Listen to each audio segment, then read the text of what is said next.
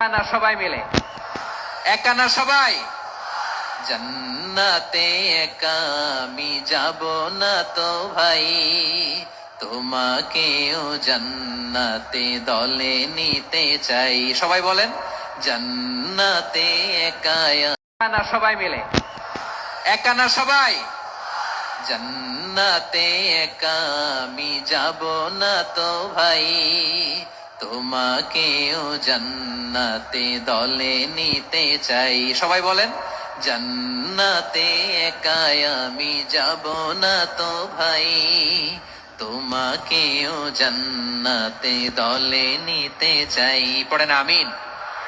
সিলেটের এই ঐতিহাসিক এমসি কলেজ ময়দানে আজ রাতে এই চমৎকার রজনীতে আমরা যেমনি একত্রিত হলাম, আল্লাহর জান্নাতুল ফেরদাউসের জন্য আমরা একত্রিত হতে পারি। আল্লাহ তুমি কবুল করো।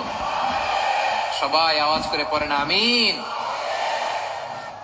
তাহলে চিন্তা করেন কিভাবে বিশ্বনবী জান্নাতকে চিত্রায়িত করেছেন সাহাবাদের সামনে, কিভাবে চিত্রায়িত করেছিলেন তিনি, যে কারণে সাহাবারা জান্নাতের পাগল হয়ে গিয়েছেন।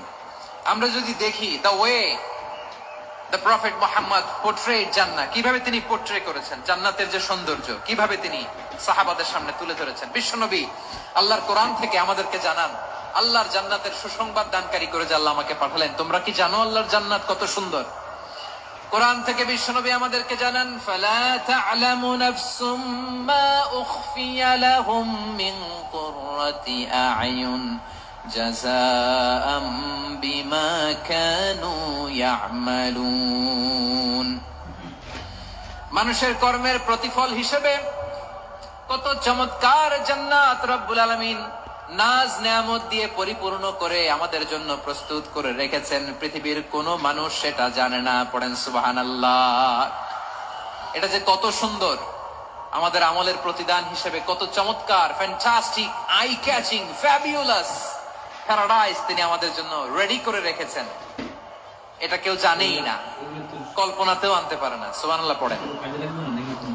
আবার হাদিসে কুদসিতে বিশ্বনবী ফরমান রব্বুল আলামিন বলেন আ'দাতু লিইবাদিয়াস সালিহিন মা লা আইনুন রাআত ওয়ালা উযুনুন সামিআত ওয়ালা খাতারা আলা কলবি বাশার।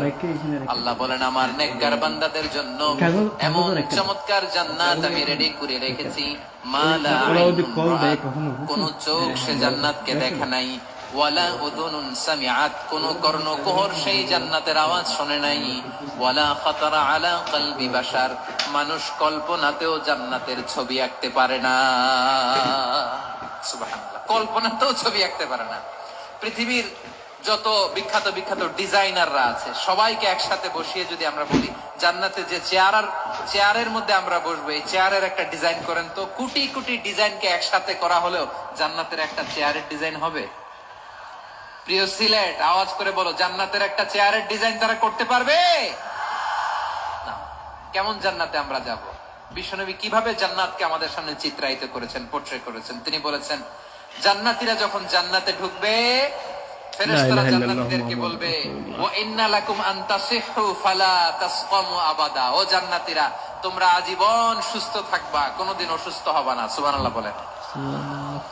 আচ্ছা, আজকের এই মাহফিলে যারা এসেছেন কোনোদিন অসুস্থ হন না এরকম কে কে আছেন? হাত তোলেন তো দেখি।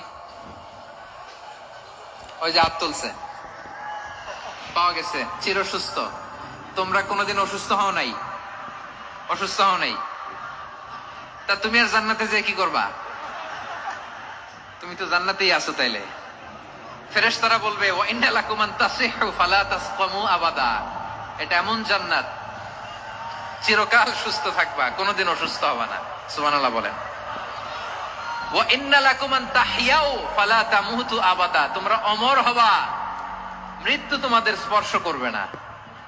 সুবহানাল্লাহ। অমর হওয়ার জন্য আমরা কত কিছু করি। জান্নাতে গেলে অমর হওয়া যাবে, ঠিক কিনা বলেন?